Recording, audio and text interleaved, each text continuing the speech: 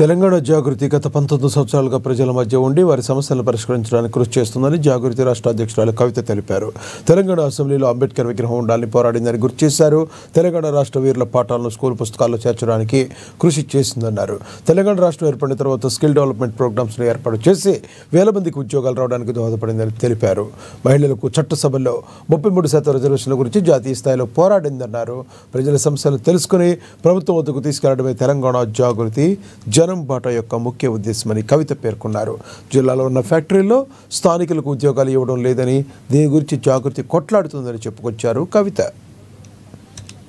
జాగృతి జనం బాట కార్యక్రమంలో మొదలు మేము ఫస్ట్ స్టార్టింగ్ షేర్లింగంపల్లికి పోయినాం.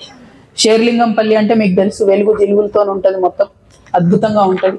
9,000 కోట్లతోని బీఆర్ఎస్ ప్రభుత్వ హయాంలో 650 కోట్లతోని కాంగ్రెస్ హయాంలో నియోజకవర్గాన్ని అభివృద్ధి చేసిన అని స్థానిక ఎమ్మెల్యే గాంధీ గారు చెప్పుకుంటా ఉంటారు. కానీ అన్ని వేల కోట్లు పోతే కూడా మరి గుంతలు లేని రోడ్ ఒక్కటంటే ఒకటి షేర్లింగంపల్లి నాకైతే కనిపించలే. అదేవిధంగా మన చెరువులు అంటే షేర్లింగంపల్లిలో దాదాపు 64 చెరువులు ఉంటే 2014 కన్నా ముందు అసలే కబ్జా లేనటువంటి చెరువుల్ని చూసుకొని ఇప్పుడు గూగుల్ మ్యాప్లో కొట్టి చూస్తే ఇది నేను కాదు, స్వయంగా మల్లు బట్టి విక్రమార్క గారు కూడా పవర్ పాయింట్ ప్రెజెంటేషన్ ఇచ్చి దానిలో కూడా చెప్పారు. ప్రతి చెరువు కనీసం ఇంకొక 10-12% ఎక్స్ట్రా కబ్జా గురైంది. అందులో గోపన్పల్లి చెరువు 2014 సమయానికి కబ్జా లేదు, ఇప్పుడు దాదాపుగా 11% కబ్జాకు వచ్చింది.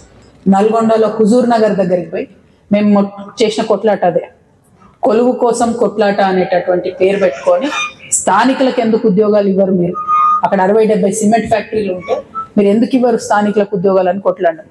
అదే ఇక్కడ మహేశ్వరంలో నిన్న మొన్న కూడా సిటీలు ఇచ్చింది, 100 సిటీలు ఇచ్చింది. అన్ని వేరే వేరే రాష్ట్రాల నుంచి వచ్చిన కంపెనీ లేబర్ని కూడా మన వాళ్ళని తీసుకుంటలేదు కనీసం.